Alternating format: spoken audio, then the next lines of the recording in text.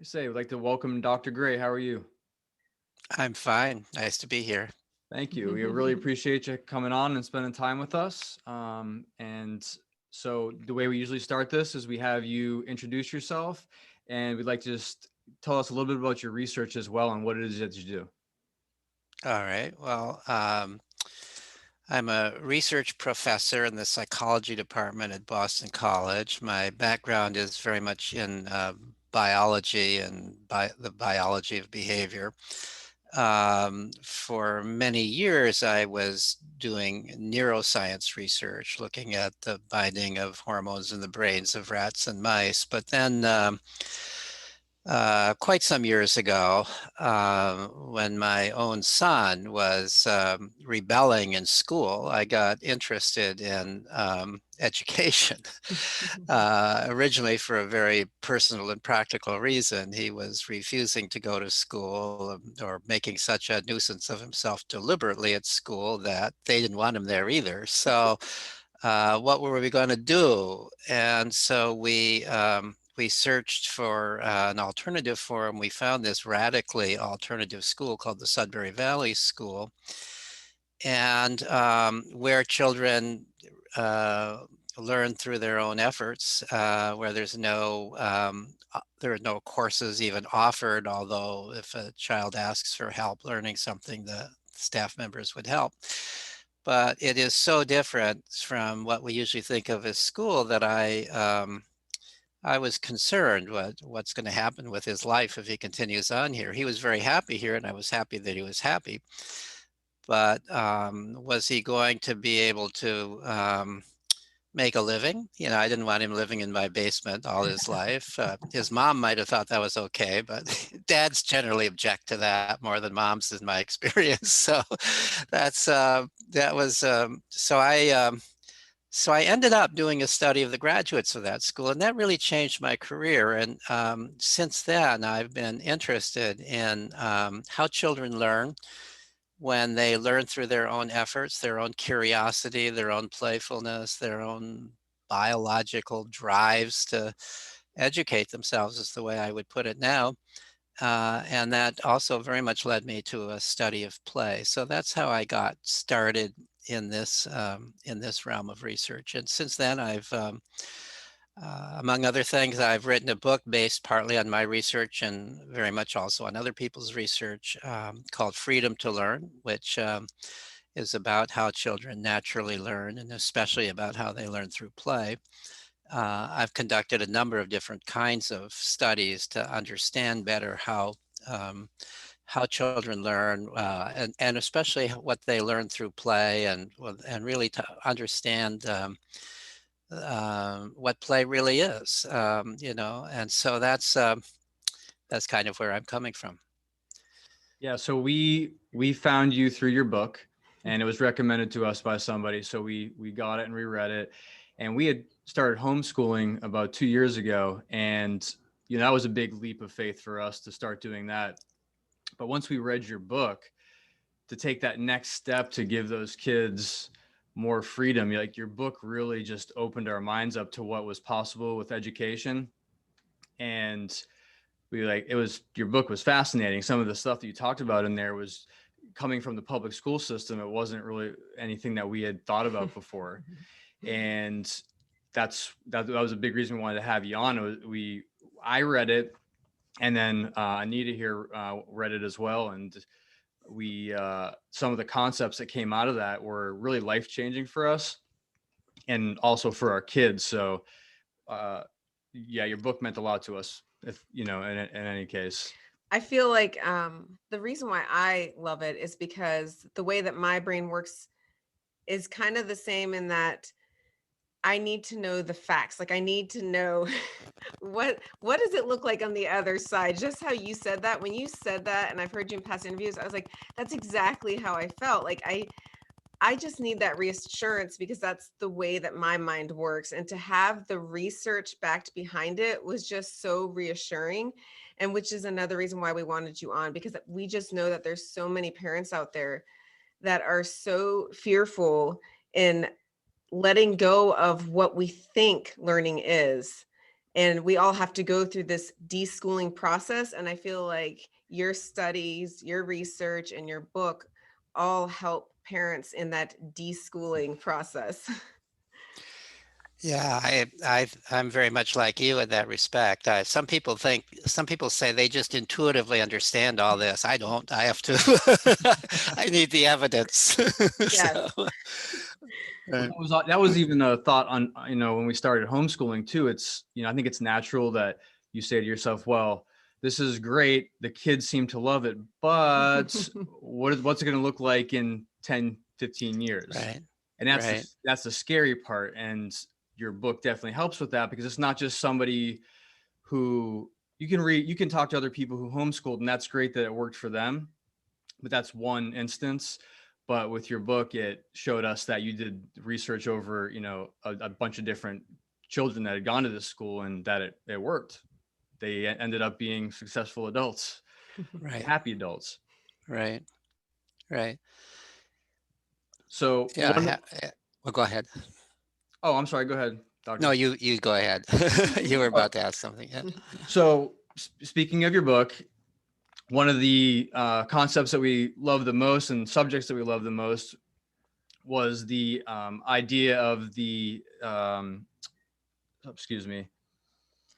the hunter-gatherer societies, and how they learned and were educated, the children in these societies.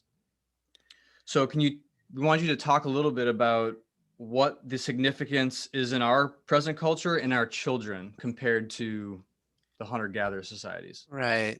Right. Well, so of course, my initial study really was in our society, and the observation that children playing and exploring and following their own interests became educated by any meaningful definition of education. I define education as whatever it is that you learn that helps you to live a meaningful and satisfying life. So I don't equate it exactly with learning. We can learn bad habits. We can learn stuff that's trivia and is completely useless. But I define education as all those things that we learn that are useful in our life. And so somehow the children at that school, even though they weren't going through what we think of as what the society calls education, which is equated with schooling, they were, by my definition, and I think it's really the only reasonable definition, becoming educated. And so the it led me that led me to do further research on what the kids are doing at the school, and they're not, they're doing what you think you would expect kids to do when they're free. They're not sitting down and studying textbooks on their own initiative. That anybody who expects that is going to be very disappointed. They're playing, they're exploring, they're hanging out, they're talking to one another, they're goofing off, they're doing stuff that they're getting into trouble sometimes. They're doing just what you think kids would be doing. And somehow they're becoming educated through that. They're acquiring the kinds of skills, the kinds of knowledge and skills that are valuable for them to live in their society. And so I kind of developed a biological theory of education about the drives that are involved in education. I come from, I told you I come from a biological background, and I think about human behavior from an evolutionary perspective. So, we've been human beings for hundreds of thousands of years. We've been cultural animals for hundreds of thousands of years. What that means is that every generation, for hundreds of thousands of years, every generation of new children has got to become educated. We are the educative animal. We have to, in order to survive and thrive, we have to learn those skills and ideas and values and mores that are important to our culture. And that's not new. Schools are new. Schools have only been around for about 120 years or so for most of us. But education is not new. And so this all led me to think, well, how does this all play out? How would this have all played out way back during most of our evolutionary history? Now, of course, during most of our evolutionary history, we were all hunter-gatherers. We have only had agriculture has only been around for about 10 or 11,000 years, even at the extreme, and that was only in certain parts of the world. So our basic human biology was formed well before agriculture ever came about. It was formed during hunter-gatherer times. So then it becomes interesting. Well, how do hunter-gatherer children become educated? So you can see how, from a biological perspective, that would be a natural question. And that might also help for understanding the nature of these instincts that children come into the world with. And so with the help of a graduate student, I conducted a survey of anthropologists who had studied hunter-gatherer cultures. It's interesting that as recently as the middle and even into the late 20th century, it was still possible for anthropologists to trek out into isolated parts of the world and find people still living in a hunter-gatherer way of life, pretty much in pristine hunter-gatherer way of life. You know, the period of time from about 1950 to about 1980 was a big time for this kind of research. They would go out and make contact with people who had had very little contact with what we call civilization. So so they would go out and study these people, and it turned out that 2 or 3 dozen different such cultures in different parts of the world have been studied quite thoroughly. And so we identified 10 different anthropologists who among them had observed and studied 7 different hunter-gatherer cultures on 3 different continents. We wanted a variety. And we asked them questions about children's lives in the cultures that we observed, about the relationship between adults and children. And one thing I should say is that even though these people are living in different climates, some are in jungles, some are in deserts, some are in cold climates, some are in more of them are in hot climates. There's a certain commonality to the way they live. These societies are also called band societies because they live in small bands of about 20 to 50 people per band, including children. And each band is autonomous, and the bands make their decisions by consensus. There's no chief, there's no big man. It's a mistake to call them tribes, because tribes we generally think of as larger groups that are headed by a chief and also tribes tend to be warlike. Tribes came about later on. But these are band hunter-gatherer cultures, and not all, but many anthropologists believe that this was probably the primary way that human beings were living during most of human history. So another term for these cultures is egalitarian cultures, because in every single one of these band cultures that has been studied, there's no status, there's no, as I said, there's no chief, there's no hierarchy of power. These are the only societies that ever been found that there's no hierarchy of power. Generally speaking, men and women are equal, although some of them tell me that just like everywhere, men tend to do more of the talking when they're having a formal meeting, and the women have difficulty getting their voice in. So that's, and that maybe that's a biological tendency, I don't know. But at any rate, there's not in any formal way, unlike the farming cultures that followed, where men were clearly the masters of the house, and men owned the property, and women were in some sense the property of the men. That's not true in hunter-gatherer cultures. And what's very interesting is not only is there equality between men and women and among people, but there is very real equality between children and adults. Part of the egalitarian ethos in hunter-gatherer cultures is that you don't tell other people what to do. That sounds really strange. It sounds even kind of, in our culture, that sounds really weird. Why wouldn't you tell other people what to do? If you know better what to do than they do, why wouldn't you tell them? And from their perspective, the reason you wouldn't tell them is because if you do that, you're kind of acting like a big shot. You're kind of acting like you know more than they do. You're better than they are. You might in some subtle way let them know a different way to do it, but you wouldn't just come right out and tell them to do this. You know, if somebody's using an axe wrong and you want to help them use an axe better, you wouldn't go over and say, hey, you're using that axe wrong, you know, but you might go and do some chopping with an axe yourself in sight of the other person so that they could see what you're doing. You know, even today, I appreciate it when people do that. I hate to be told that I'm doing something wrong. You know, it's insulting, right? And so not only do they behave this way towards adults, but they behave this way towards children. They don't tell children what to do. They don't tell children, they don't give orders to their children. Interestingly, they don't have this concept that we have in our culture that that adults in any sense own their children. The children are not in any sense the property of the parents. And in fact, you know, this really plays itself out. Children are in some sense the children, even though their own parents are kind of special in many ways, but they're in another sense the children of the whole band. And all the band cares for the children. The whole band does. And if you know, kids will freely, even little kids will freely move from one hut to another. If their own parents are having a squabble and it's uncomfortable in that hut, they'll go stay in some other hut. Oh, wow. And if, which is very, very rare, they have parents who are in some sense abusive to them, they will go and live with another family. They simply won't stay Wow. with those abusive parents. And children are even known to be free to go from one band to another, to move to a whole different band from even where their parents live. So children have basic freedoms that children in our culture don't have.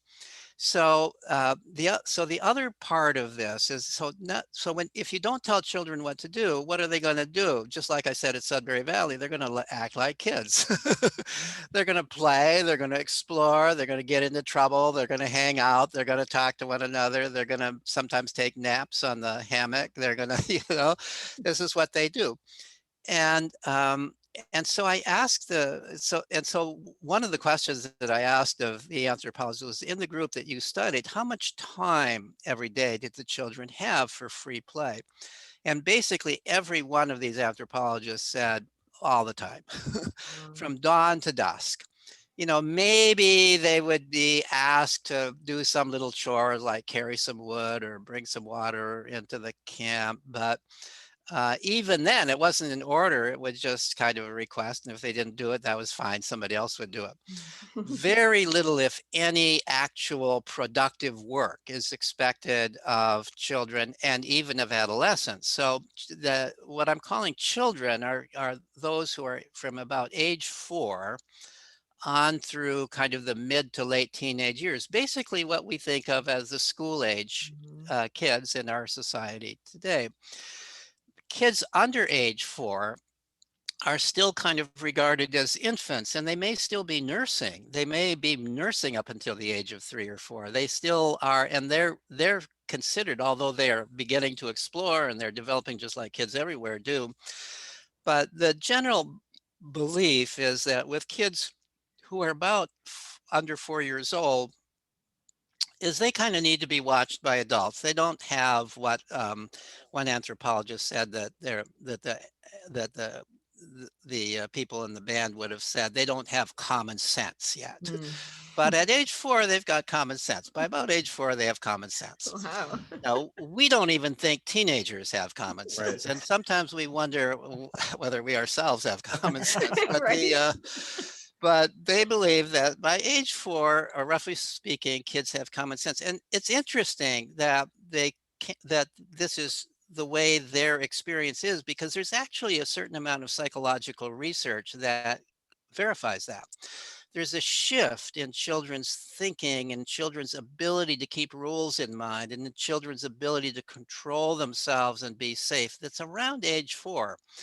This is according to the age when they've internalized language well enough that they can think in terms of words, they can remember things that were said to them, and they can sort of talk to themselves, which is what we call verbal thinking, so that they can say, All right, so there's a snake. What do I know about snakes? This could be a dangerous snake, and so I better not pick it up. Whereas the 3-year-old might just see the snake and go and pick it up, right? Mhm. So they believe that. So by the age of 4, the kids are off. They're playing off, often well away from adults, but usually an age mixed kids. So the older kids are looking out for the younger kids as they play. One of the questions I asked was also was, well, so they're spending huge amounts of time playing. What are they playing at?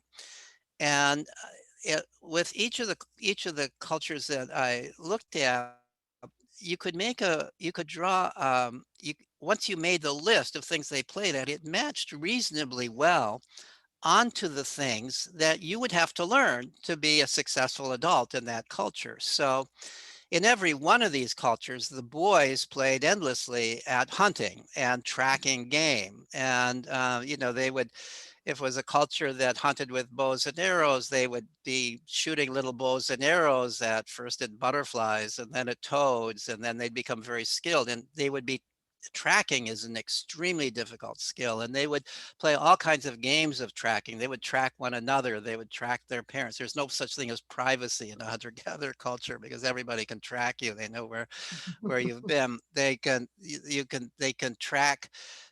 They would learn. So they would play these games, and they would also play because they would also play games, and the girls as well as the boys would play games that involved identifying uh, edible crops, finding them. They would play at building huts. They would play, if it's a culture that built dugout canoes, they would play at building dugout canoes. They would play the musical instruments of the culture. They would play at the art of the culture. They would play at the dances of the culture. So basically, they are teaching themselves the skills that are important to their culture, as well as the skills that are important to human beings everywhere. And so you could predict to some degree what they would be playing at the differences from one culture to another, depending on what they had to learn in that culture.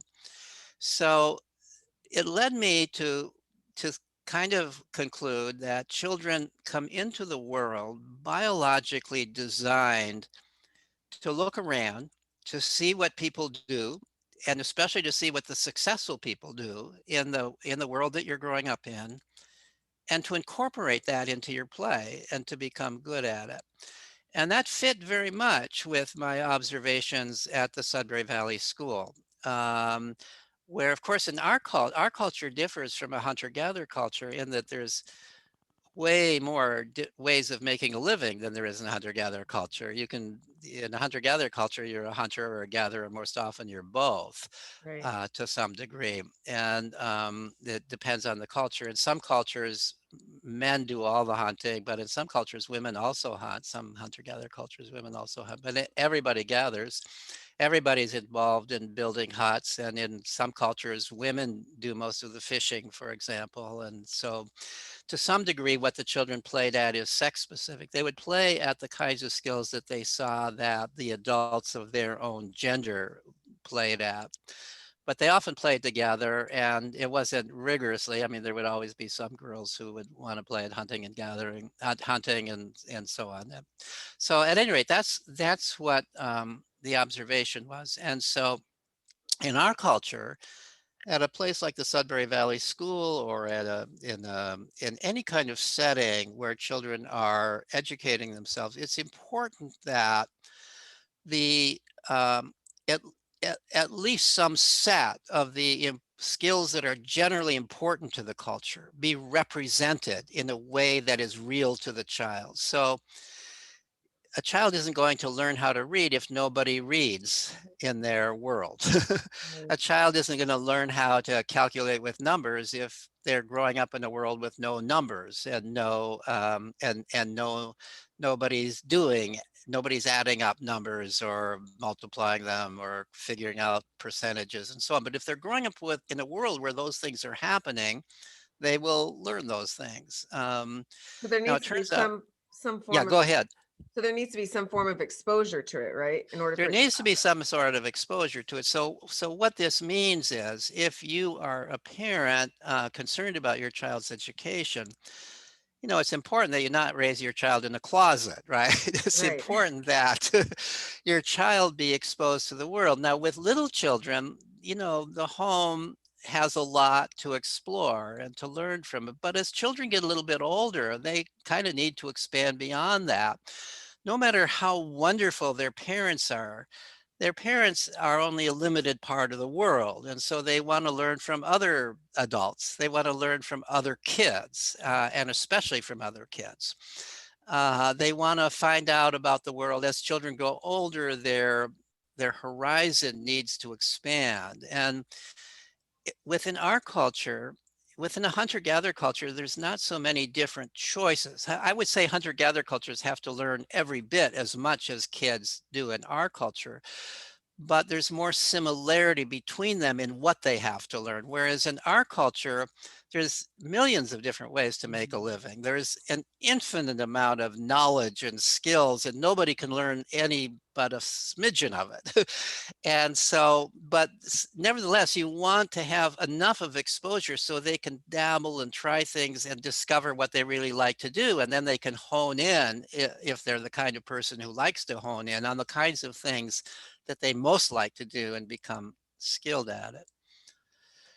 I think that's so important that you brought that part up, because that was my thought. I'm like, okay, well, so this is, worked for the hunter-gatherer societies for this long, but like you said, their world is there's only so many different ways of living in that society. Right, Yeah, my thought would be, well, what about us? There are so many ways, and how does a kid not right, get lost in all of this? And to make sure, I guess as a parent, you worry, did I expose them enough to everything? But it right, works because if right. I guess if Yeah, you I have mean, enough variety, like you said, they'll find their niche somewhere. I think that's exactly right. As long as, it's also easier today than ever before for kids to find things. We've got this amazing thing called a computer, and kids are very good at figuring out how to use it, and they can find whatever information they want. They can find YouTubes, they can find all kinds of sources of information and knowledge. So right off, that's one advantage that even a decade or two ago, homeschoolers didn't have, homeschooling kids. So it's easier than ever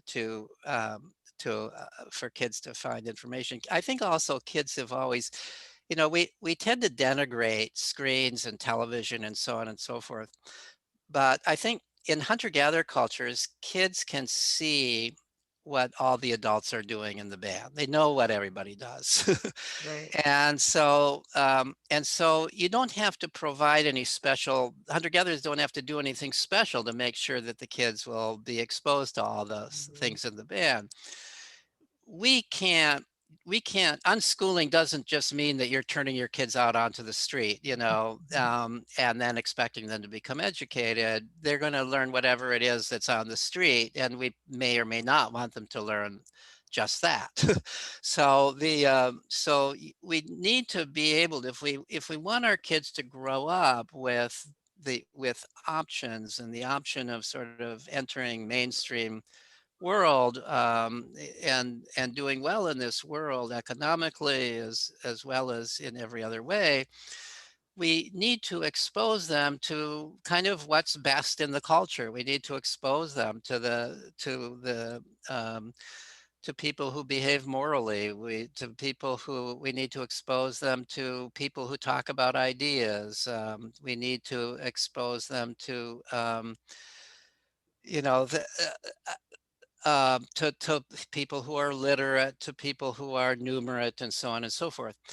Ideally, that exposure occurs largely through interaction with other kids, not with adults. Children are very much designed to learn from other kids. And as I pointed out, in hunter-gatherer cultures, the kids are always playing in age mixed groups, and the younger children are constantly being boosted up to higher levels of activity by interactions with older children. Same thing at the Sudbury Valley School, where I did that at my initial study of the graduates.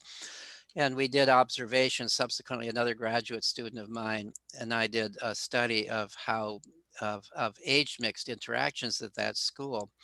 And the children are interacting with one another across ages all the time. And whenever they're interacting across ages, it's a learning experience for both parties, both the older kids and the younger kids. The younger kids are learning more sophisticated ways of doing things from the older kids. They're being boosted into higher levels of activity.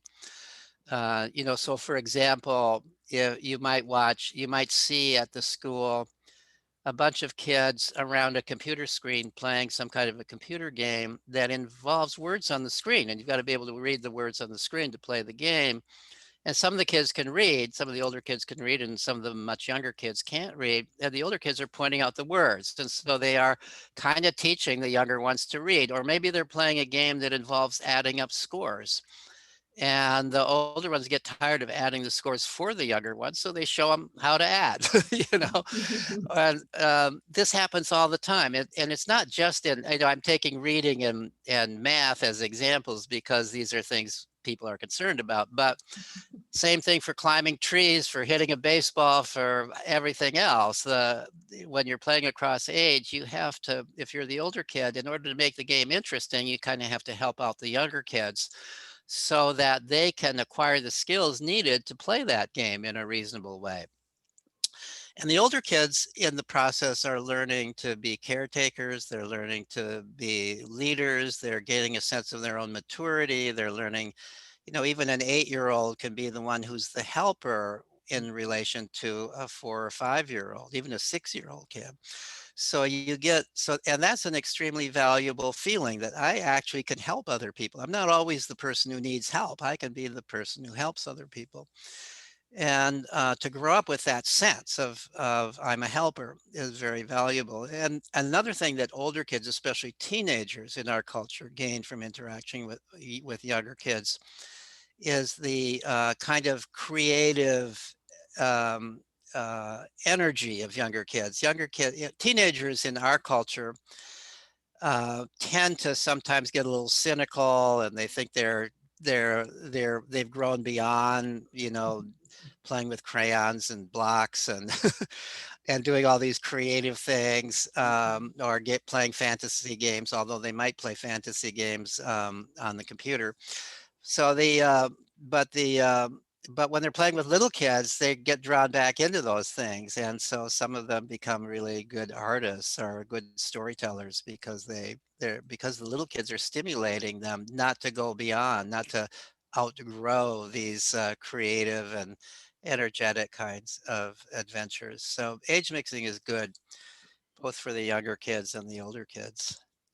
Yeah, Mm. I noticed that when we started homeschooling, when we started going to like co-ops and these groups, I noticed that the older kids were really good at taking care of and working with the smaller children. I was not Right. like that at that age. When I was, 16, 17 years old, I don't think I would have known what to do with if somebody just like, handed me a small child and said, "Can you go entertain them?" I just it wasn't like that because I had just grown up with my friends who were all the same age, and I just wasn't exposed to that except maybe some Right. cousins. But that was one of the first things I noticed, and it was for me, it was you noticed a sign of maturity as well from that they Right. were more mature than a lot of the other kids you saw, these homeschooling kids who were used to interacting with kids of all ages. I found that really interesting. Mhm. Yeah, I think that's right. And it used to be back when I was a kid, which was a long time before you were a kid, age mixing was pretty common because kids were just outdoors playing most of the time. Yep. And, moms would just get out of the house. You'd be your entire time when you weren't in school or at doing chores at home, you were out of the house from about the age of 4 or 5 on through teenage years. And so you were out there playing oftentimes in age mixed groups. So I often say that as a kid, I had two educations. I had school, which was not then the big deal that it is today. It was far fewer hours. There wasn't homework in elementary school. There was far more time for recess and so on and so forth. It just wasn't the big deal that it is today. But I had school, and then I had what I call a hunter-gatherer education out there, playing, exploring, doing things on my own initiative with other kids. And learning in very much the same way that hunter-gatherer kids learn. And I think that's always throughout most of human history been normal childhood. And today, unfortunately, that's not the typical childhood that we allow our children. They're spending way more time in school, and even when they're not in school, they are most frequently in adult-directed activities. So they have very little chance to learn how to initiate their own activities, to learn how to solve their own problems, to learn how to deal on their own terms with kids, with other kids, including kids who might be a little bit bullying. How do you deal with that? How do you manage that? Mhm. If you've always been in a situation where some adult is always solving that problem, those problems for you. And I think we're seeing that. I think that kids are growing up today often anxious, depressed, partly because they're lacking in play. You take play away from people and they'll be anxious and depressed.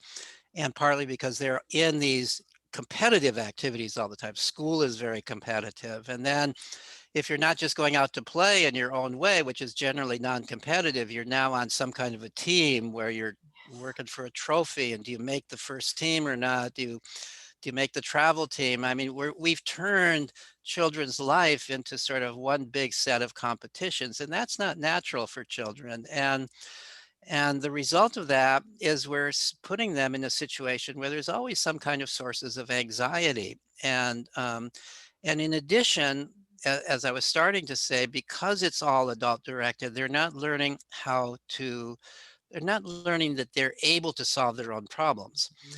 And if you don't believe you can solve your own problems, if you believe you're always dependent on some authority figure to solve your problems for you, that sets you up for anxiety and depression. What if they're not there? What if something happens? Anything could happen at any time, and and I could do nothing about it. That's a very that mental set is a mental set that is likely to lead a person to become depressed. Or the first thing that happens that is difficult to deal with and nobody else can solve this problem, you feel you can't handle this, and therefore you feel you have a mental breakdown of some sort. And children are having mental breakdowns, and especially teenagers are having mental breakdowns at record rates today. At no time in human history have we seen so much mental disorder among teenagers as we're seeing today. Yeah, Wow. yeah. From when I was reading your book, something that stood out to me was that you said most of their lives, it's basically them along with their parents, and it's mostly their parents that they're trying to build this resume. Everything that they do is a resume builder, so that one day they can be a successful person. And Right. you do see that. And I even saw that growing up. It was, if the resume isn't perfect, if I don't have the 4.0 GPA, if I don't go to the exact right school, if I don't, I'm Right. not a captain on the, whatever team, then something went wrong, and my life doesn't play out like this perfect script. That there's a problem. And yeah, I think that's a major issue, because when something does go wrong in life, and the other problem is too that nobody's allowed to fail Right. anymore. And Right. like you said, if you're not allowed to fail, one day when the person who's always been there that never allowed you to fail isn't there anymore, there's going to be a big issue, and that ends up being, a mental breakdown. Exactly. And the interesting thing, we now live in a world where, you increasingly you almost have to be an entrepreneur of some sort to make a living. You've got, we don't have union jobs that you can stick to the same job your whole life. You're going to have to go from one job to another. You're going to have to find ways to make your own living, and you are going to fail. You're going to fail multiple times. Yep. And if you haven't had any experience with failure, you're even afraid to try something at which you might fail. And we're seeing that employers who are hiring young people, who are hiring young adults, are reporting that increasingly they're finding that the people they hire want to be told exactly what to do rather than to have to figure it out themselves, because they might, they'll say, you know, I hired this person to solve these problems, and now the person wants me to tell them how to solve the problem. I wouldn't have hired him if I knew how to solve the problem, you know, so that, so that's the, you know, that, and similarly, we're seeing, I'm retired from teaching in college, but, and have been for some time, but already was beginning to happen even when I was teaching, and it's happening more and more now. What I hear from professors and from the counselors in colleges, and there's actually quite a lot written about this now, is students are having mental breakdowns, literally mental breakdowns about something like getting a B in a course. Mhm. They've always gotten A's. I can't get less than an A. I'm a failure.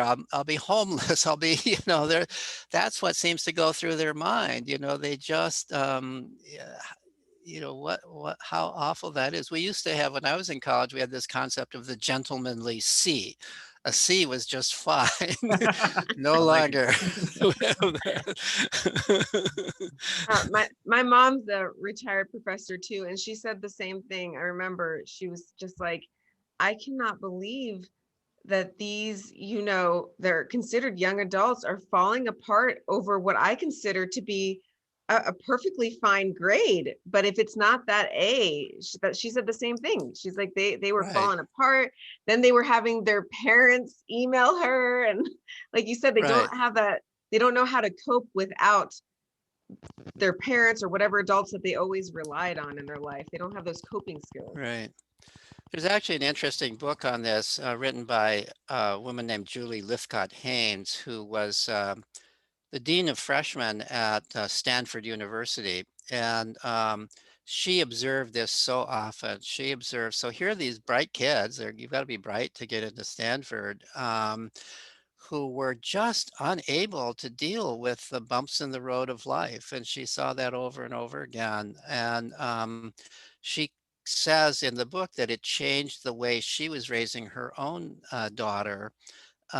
She began to pay much less attention to how she was doing in school. Doesn't matter how you're doing in school, and more attention to letting this daughter have free time, letting the daughter. And also the other thing she said is, you know, there's all these kids who've been, you know, their parents have put so much emphasis on their academic development that they haven't really asked them to do chores around the house. So there's all these kids who don't know how to make their own bed, you know, who don't know how to cook, you know, increasingly we're producing adults who don't know how to take care of themselves. And so so she said, so I began to, you know, I stopped enforcing academic work and started enforcing chores around the house. I thought that was a good direction.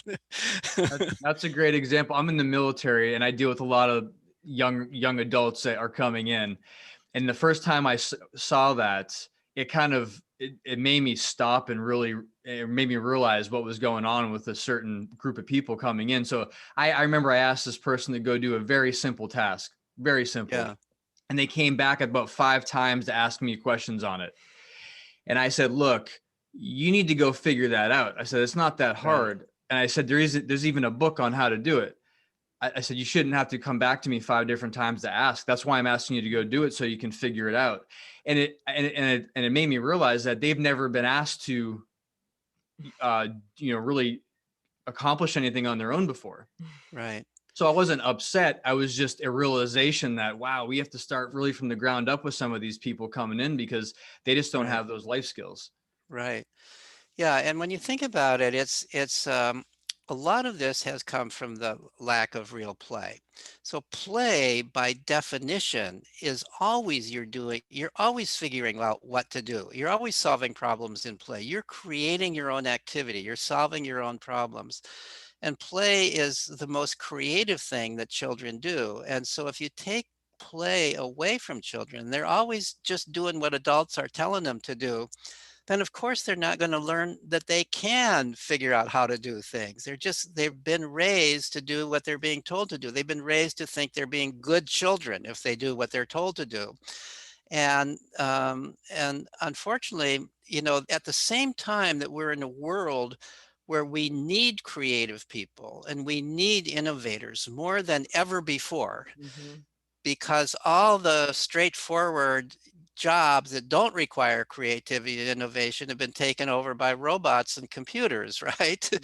So we need people who can solve problems that nobody else has solved, or and can even think of new problems, new ways of looking at something. We also need people who have social skills. That hasn't been replaced by computers and robots yet. We need people who have moral values. But those are not the things that can be taught in school. And school is suppressing all of those things instead of allowing them to happen. Children exercise all of those things in play. You learn how to care for another person even in play, because when you're playing with somebody else, if you are not caring of them, they will stop playing with you. If you bully them, if you don't pay attention to whether they're having fun or not, they will leave you. And so even social and moral capacities are being developed when children are playing freely away from adults, as well as initiative and creativity and problem solving of all sorts. I wanted to, we've kind of touched on a little bit of this, but I wanted to bring this up because I loved it. It was a quote, give me the light, Anita. A quote from your book, and just wanted you to touch on that after I read it. But you said, if you do what you are told in school, everything will work well for you. Children who buy into that message stop taking responsibility for their own education. They assume falsely that someone else has figured out what they need to do and know to become successful adults. And that's how I felt in school growing up. Was I'm just going through this process because this is what I was told I needed to do. And once it's all over, voila, I'm gonna be on my way to success and have a great job, and I just need to follow these instructions. But we all know this is not the case. Right. It ends up in disaster for a lot of people because they're completely lost. But can you kind of touch on how we change that, especially I guess in homeschooling, what we can do? Yeah, well, I think with homeschooling, you have this advantage. I think the real advantage of homeschooling is that you know your child and you can follow your child's lead rather than try to shape your child into something that isn't natural for your child. And school can't do that. School has 30 kids in the class, maybe one teacher. No matter how wonderful that teacher is, no matter how idealistic that teacher is, there's no way that that teacher can meet the needs of your child. There's just no way that teacher can understand who your child is, there's no way that your child's own curiosity can be developed in that school classroom. Because imagine if every child was allowed to follow their own curiosity with 30 kids in the classroom and the teacher's job is to keep order. Impossible. No. So in the classroom, curiosity has to be suppressed. There's just no way around it. No matter how much the teacher may say, I really love curiosity and I want to foster curiosity. She might try to make the kids curious about the things that she has to teach, but no way are they all going to be genuinely curious about it. Some of them will learn to fake curiosity, but and so, and so, but the thing about homeschooling, there's a lot of ways to do homeschooling, and the kind of homeschooling that I've been most interested in and studied is what's called unschooling, where the children themselves are the leaders of what they're learning. The children themselves, the adults simply kind of facilitate whatever the child is interested in. This is the same way as would happen in a hunter-gatherer culture. The children themselves are taking the lead. But even for parents who don't buy into that totally, and they are sort of teaching a curriculum and they have certain expectations of the child learning, nevertheless, there's way more time for that child to follow their own interests. Even those people who are teaching a formal curriculum, it usually only takes a couple of hours a day. You're not sitting down for 6 hours a day with your kid. No way. You don't have the patience for that, nor does the kid. So you're just not going to do that, right? So even those parents who may sit down and every day do an hour's worth of some mix of reading and history and arithmetic or something. The rest of the time, the child is pursuing their own interests. And that's where it becomes really important, I think, that the parents be able to figure out, and this is not necessarily easy to do in our culture, how do you find ways, especially as your child gets older, to connect your child to the larger world outside of your own world? How do you find ways for the child to make friends and to have kids to interact with away from your own family? How do you find ways, whatever the child is interested in, how do you find ways for the child to explore that interest beyond what's possible within your own home and within what you yourself know? How do you help your child? Expand his or her interests? I think that's the real challenge. Mhm. It's not teaching a curriculum. That's not the challenge of homeschooling. A lot of people, when they start homeschooling, they think, "Oh my God, I've got to know all these subjects, all these school subjects, and teach them." But if you think about it, you know, the 95% of what kids learn in those school subjects they forget anyway.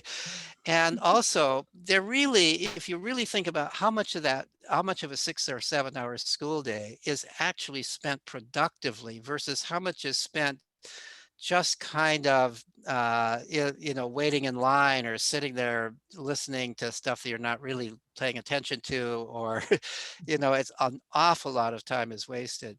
One Yep. of the things, we did a little study of after the COVID closure of schools, we did a study of families and how they were dealing with school at home in April and May this past spring after schools were closed. And one of the things we learned quite a bit from that, actually, that all in all, more kids were less stressed as a result than they were before. So here's this big pandemic and they're less stressed. Why? Because they don't have to go to school. But those who were doing school at home through distance learning were saying things like, I can do the whole school curriculum. I can do the whole thing, and I'm doing just as much as I did in school, and it only takes me 2 hours a day. Yep. And I've got the rest of the time to play.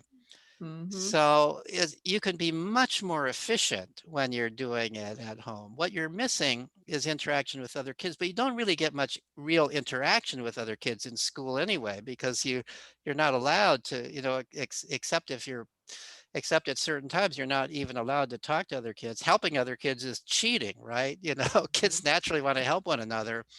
So people talk about the value of socialization, of sending your kids to school, but is it really healthy socialization where, first of all, you're only with other kids your own age, and we've already Right. talked about the value of age mixing. Secondly, you're in a setting where you're really not allowed to interact much with those kids except at special times.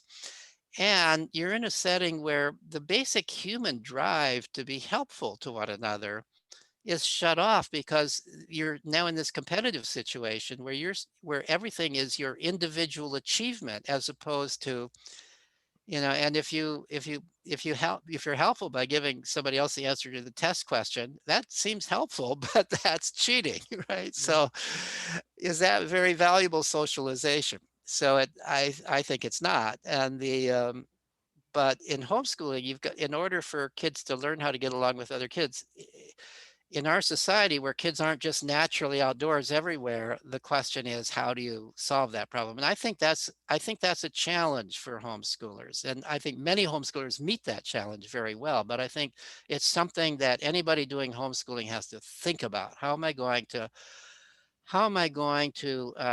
love my kids, kids love me, and they're bonded with me, and so on and so forth. But the reality is that kids by the age of 4 and beyond need to interact with more people. And Mhm. how does one make that possible? Do you now, that was a big part of your book, was that we've lost something from this competitive, educational system.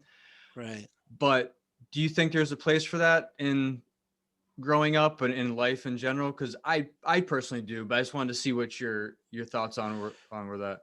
Yeah, but I don't. I think that we overemphasize competition, and kids can, one of the things that when kids, my experience is this, and if I look at the successful adults that I know in the world, and by successful adults, I mean people who are happy in life. Mhm. They're also very often people who are making a reasonable living, if not a good living.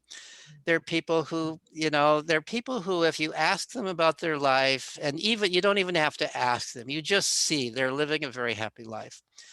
And even some of the people who financially and in terms of how famous they are very successful people who you would think would be very competitive people.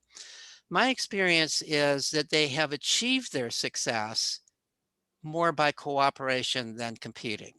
Okay. They've been very successful at at cooperating with other people to achieve the ends that they want to achieve, as well as what the other people want to achieve. Just to give you one example, one of my best friends is a very famous biologist. He's actually the head of a major department of biology at Harvard. He's kind of he's been sought by every university to head up their biology program. And he is the most cooperative, least competitive person I know. And why is he so successful? He's so successful partly because people like him, because he likes them. And Mhm. so he attracts great researchers because they like to be with him and they know that he will help them. And they in turn help him. So, and I don't think it's just in science. I think it's in almost every realm that's true. Now we do know counterexamples. We know people, but I would say they're not happy people who have been economically very successful, Mhm. who are very, very selfish, and they have been on a line. I'm going to make as much money as I want, and I'll exploit whoever I need to exploit in order to do that. That's not my definition of success, but I want to acknowledge that one could be, in some people's eyes, successful by that route, but I don't think that's true success.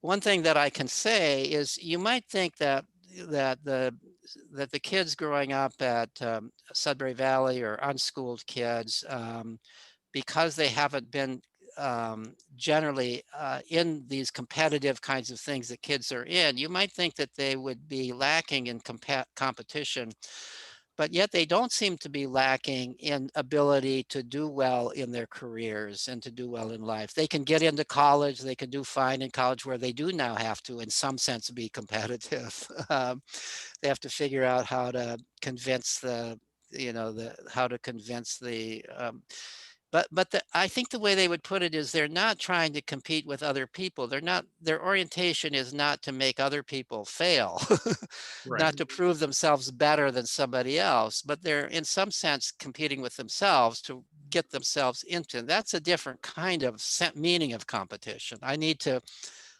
do better. I want to do better. And I don't think there's anything about unschooling, or in fact, in play, kids are in some sense always competing with themselves. And the reason is because they're always challenging themselves. In play, you're always you're always in some ways at the cutting edge of your physical or mental ability. Otherwise it gets boring. Otherwise it's no fun. So imagine any kind of play, and whatever the kid is playing at. Imagine a teenager is playing a video game, for example. Why are video games so attractive? It's because they're so difficult, and because there's no end to the difficulty of it. As soon as you master one level of a game, you go to a higher level of it, and in order to make it more interesting. And as soon as you get to the highest level, you go to a different game. Or this is true for any kind of play. The games that you can master, and there's nothing else you can learn from it. Let's say tic-tac-toe. Once you've figured out all the strategy of it, nobody wants to play it anymore because you can't learn anything from it. Checkers, you can go a little farther. Chess, there's no end because it always is challenging. It always is hard.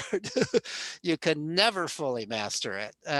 Similar, so I would say in every realm of play, the reason that the play is fun is because part of the reason the play is fun is because it's challenging.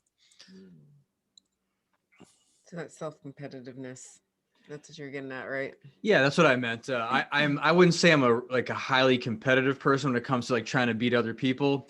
I guess Right. that's exactly what I meant was I think there's a place for having that competition with yourself and having that mindset Absolutely. to, and as you said, I guess they still have that even at Sudbury. And I'm very much that way too. My wife teases me about it. I keep records of, I go on 10-mile bicycle rides, and I'm 76 years old and I'm still keeping records of how fast I'm doing and am I improving or not. That's It great. becomes a little harder to keep improving. That's it. That's Somebody awesome. told me, a friend of mine told me, as you get older and if you have that orientation, it's a good thing to take up a new sport because you can improve Start on from the here. new sport.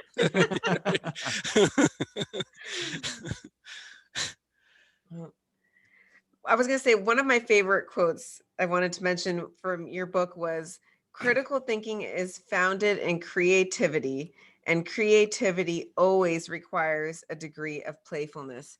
I love it because, again, there's like this cycle that just keeps coming back to play, and it Right, amazes me. Even the creativity going back to playfulness right, and the critical right, thinking. I guess that's the one that really gets me is the critical thinking because everybody we know how important it is to be able to critically think like we mentioned earlier and how the schools right. stress about it, but I feel like they're going about it the wrong way. And then with this quote you just pointed out how it all stems from playfulness. Right. Yeah, I think critical thinking does stem from playfulness, but it also stems from dialogue. And I think that for people who are, if you want your child to be a critical thinker, the best thing you can do is to really engage in discussions with your child. And discussions with your child about things your child wants to discuss. So, if you just tell your child, um, you have to brush your teeth because I told you so, the child is not going to learn critical thinking that way. Mm. But if you say, there's this data about about how teeth fall out later on if you haven't been keeping them clean, and you're giving them reasons. You are Mhm. demonstrating critical thinking and the use of evidence. And when your child tries to make an argument, you ask them, well, so why would you want to do that? Or you ask them for their reasons, not in a way that's designed to put the child down, but in a respectful way where you want to hear the child's reasons for things. So the child grows up thinking, my thoughts count. And I think that's really important. Now in school, that doesn't happen, or it happens very little. And again, with 30 kids in a classroom, how can they all be critical? How can they all, if you're going to give a lesson and you're going to permit critical thinking about that lesson, you're going to spend the whole term on one idea, which Mhm. might not be a bad way to spend the term, but that's not what the school system allows you to do if you're the teacher. So so school is, although teachers love to say I value critical thinking, just like they love to say I value creativity, it's really not possible in school. Generally speaking, it's not possible. There's a little bit you can do to foster it, but what the students learn very quickly on is that their job in school is to give the answer that you want, that Yep. the teacher wants. And that's the opposite of critical thinking. Critical thinking would be, well, I really don't agree with the textbook here, or I don't really agree with I want to know why, so that kid which was my son, by the way, in school, that kid who asks those kinds of questions, maybe the first time it's okay, but the second time it becomes a real pest. That kid becomes a nuisance. You can't, critical thinking really requires challenging the ideas and thoughts of another person or of the textbook. It requires asking challenging questions. It requires not always agreeing. There's not really room for that in school, No. but there's lots of room for that at home. Yeah. And so, there's lots of room for that. And presumably you two engage in a certain amount of, you don't always agree, right? I mean, you and you and you don't just say to one another, because I told you so. I hope you don't say, No. right? No. And so if you think of that same thing with your kid, Mhm. you can have legitimate disagreements and have discussions about it rather than take the authoritative approach because I'm an adult and I've been around in this world longer than you have, and therefore do what I tell you to do. That's what many parents would say. And in the past, that was almost what parents were supposed to say. Mhm. But if you have a more democratic family, that means that you're going to discuss these things, and that means that your child is going to grow up to be a critical thinker. I love that. And I actually, that was one of the things I think we noticed when we also started homeschooling. I don't know if it was just because before we started homeschooling, we were both stuck in the rat race because both working full time, kids are in school and daycare. And I feel like I was just like on autopilot. But once we started homeschooling, I found that we were having more meaningful conversations. And I was, I found that even my thinking was to sit and actually explain more when questions arose from Right. our kids and not just saying the straight up answer. And you've always been good about that. But even more so, I noticed this change in myself to have, like you said, an open dialogue. I feel Right. like they ask more questions, but Yeah. also we have the time and a big part I think too is we're not as tired, Mhm. Right. from the running around. So you have the Yeah. energy to answer questions when sometimes you just didn't have the energy to answer questions. Yeah, yeah, interesting. And and I think the point you just made is, which I believe you just made, is a good one too. That even a little child's questions can stimulate your own critical thinking. Absolutely. And it's one of the things that we observed in age mixed interactions when I was describing age. One of the ways that the older kids gained is if the little kids ask them questions. One of the examples I like to give was we observed children playing chess, where there might be an older kid who's a really good chess player playing with a much younger kid. And this is always a teaching situation. First of all, the older kid is handicapping himself by removing some of the pieces and playing with fewer pieces. But in addition, the older kid is pointing out to the younger kid when the younger kid makes a bad move, is pointing out why that would be a bad move.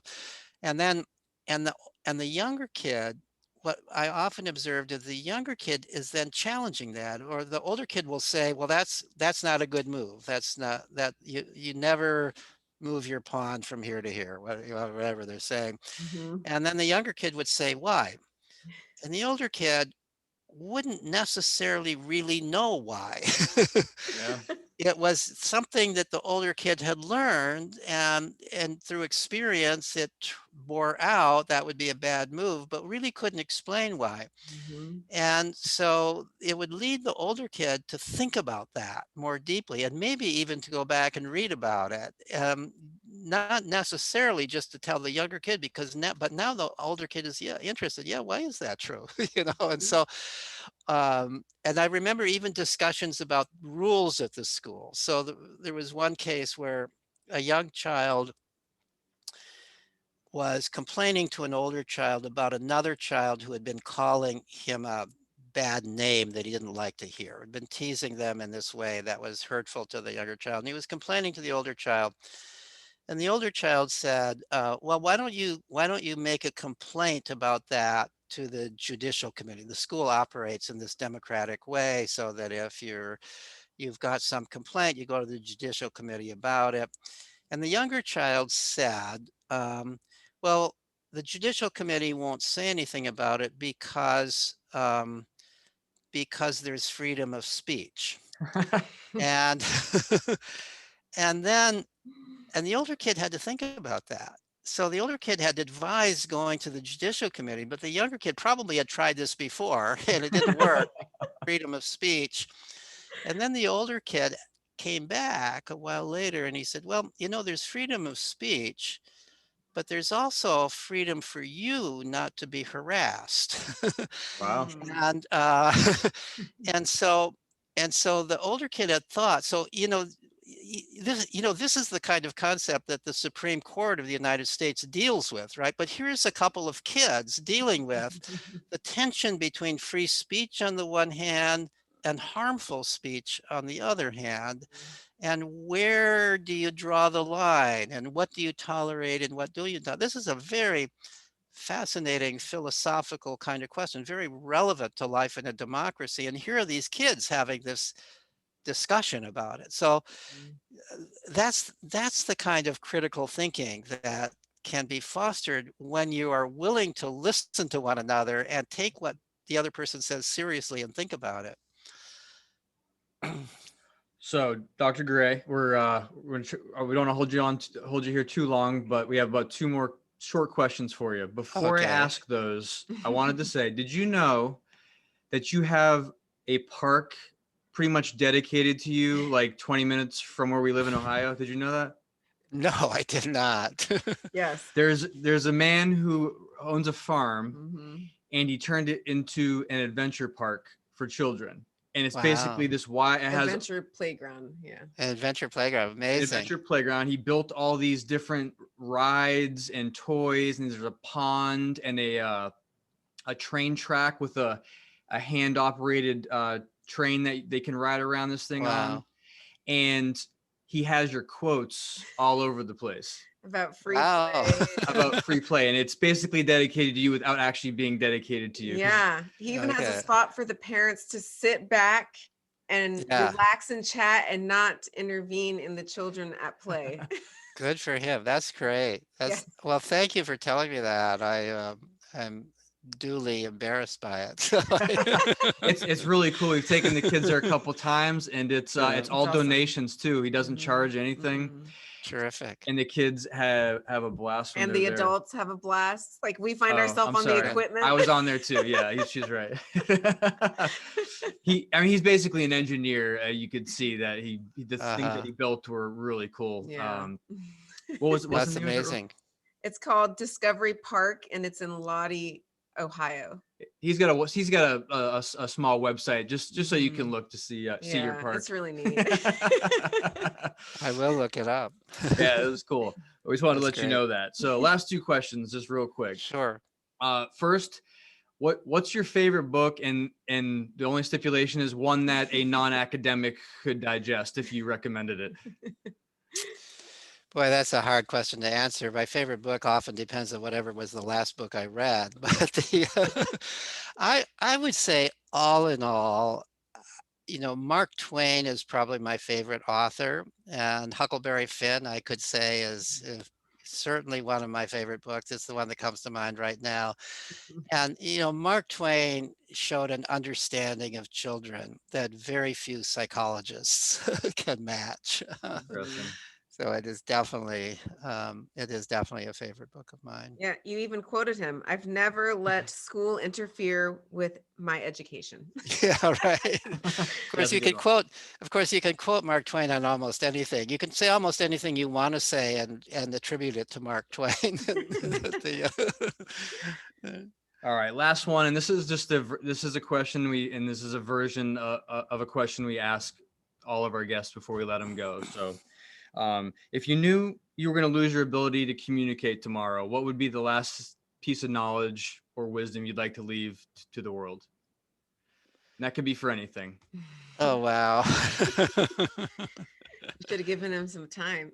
Yeah. Well, let me keep it in the realm of being a parent, of, what is it that I would say about being a parent? And I think what I would say with this, and this is not my own wisdom, there's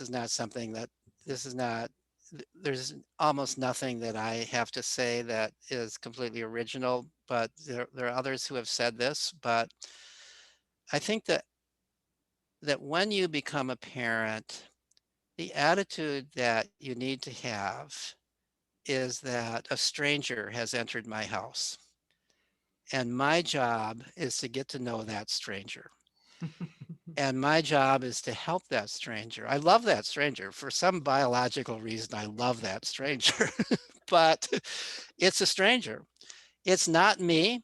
you know, we say we reproduce, but we don't really reproduce. You know, we've got some mix of one person's DNA and bits of other person's DNA, but it's a whole different person. It's not you. And the goal of that that goal should not be to produce another you. And the goal shouldn't, and in fact, you should not have a preconception of what that child will turn out to be. You should watch that child, get to know that child, provide the conditions in which the child can figure out who he or she wants to be, and help that child become that. And if you take that attitude, you lose a lot of the pitfalls of parenting. You no longer feel like if the child misbehaves, it's a reflection on you. It's not a reflection on you. That's the child who did that. On the other hand, if the child succeeds, if the child gets let's say goes to regular school and gets all A's, that's also not a reflection on you. And so you shouldn't be taking pride in that. You know, you need to divorce your own feelings from how the child does, but accept in this that you want the child to be happy. You want the child to know who he or she is, and you want to help the child become that. And if you're doing that, then feel good that you're doing a good job. Oh, awesome. Great place to end it. Yes, it is. So we want to thank you for your time. This was great, and it was a pleasure to have you on. Thank you for your time. It's a pleasure to be on. Thank you. All right, have Bye-bye. a good rest of your Thank night. you.